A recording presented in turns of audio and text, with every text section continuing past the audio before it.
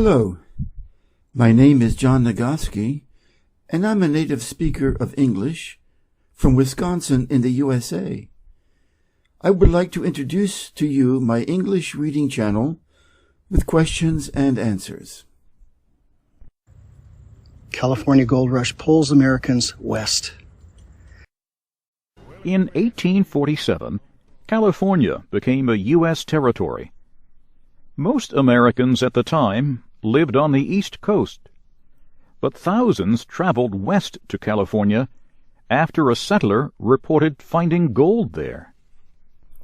James Marshall found the gold nugget in January 1848. Mr. Marshall was building a sawmill near the American River in central California. When he looked in the water, he saw shiny pieces of metal. One of them was about the size of a fingernail. Mr. Marshall took the piece and put it in his mouth. Paul Johnston is curator of maritime history at the Smithsonian's Museum of American History here in Washington, D.C. The museum displays the gold nugget Mr. Marshall found. And you can see Mr. Marshall actually bit down on it. You can see the molar marks, his bite mark on it, as well as a little chip taken out of the upper left-hand corner for assaying or testing the purity of the gold. Mr. Marshall knew he found gold because the metal was soft. He and his boss gave the nugget to the U.S. government to prove they found gold on the land. News of James Marshall's discovery traveled to the East Coast, but communication was slow in the middle of the 19th century. People in the big eastern cities of New York and Boston heard only rumors about gold in California.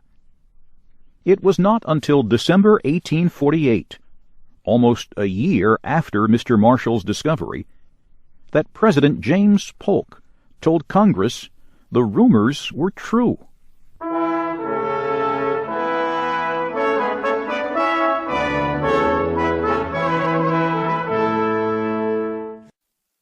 During the next weeks and months, thousands of young men from the Northeast left their homes and families to seek great riches in California.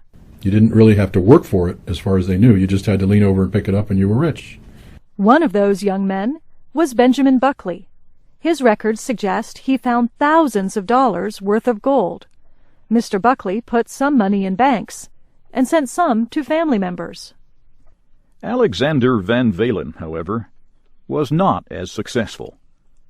The Smithsonian's Museum of American History has letters he wrote to his wife and daughters in New York.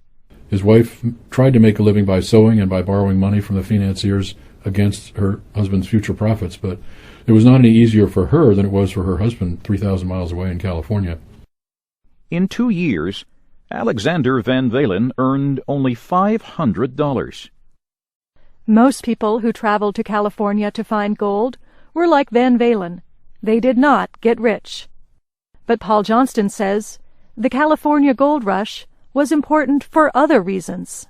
The gold rush really put California on the map. It made it desirable. It made the East Coast want California to become part of the United States. So it was huge. In 1850, California became the country's 31st state.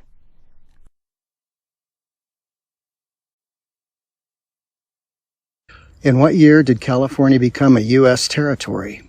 A. 1847, B. 1849, C. 1850, D. 1851.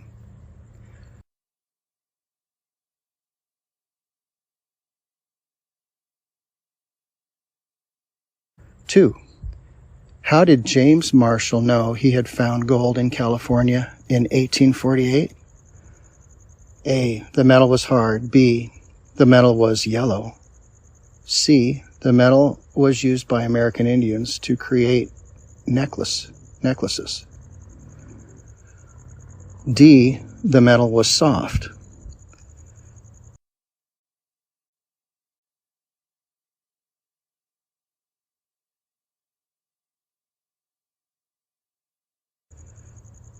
How did Alexander Van Valen's wife tried to make a living while her husband was away in California? A, hunting and fishing. B, sewing and borrowing money. D, sewing and begging. D, sewing and driving wagons.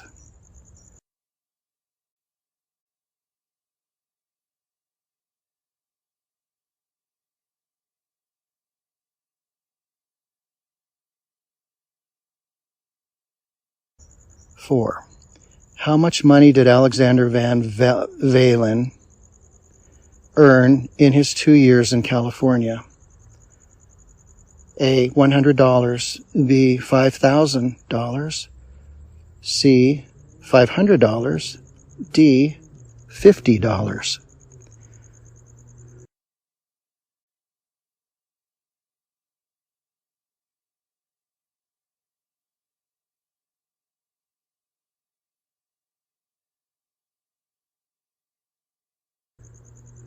What do the records suggest about Benjamin Buckley's success in California?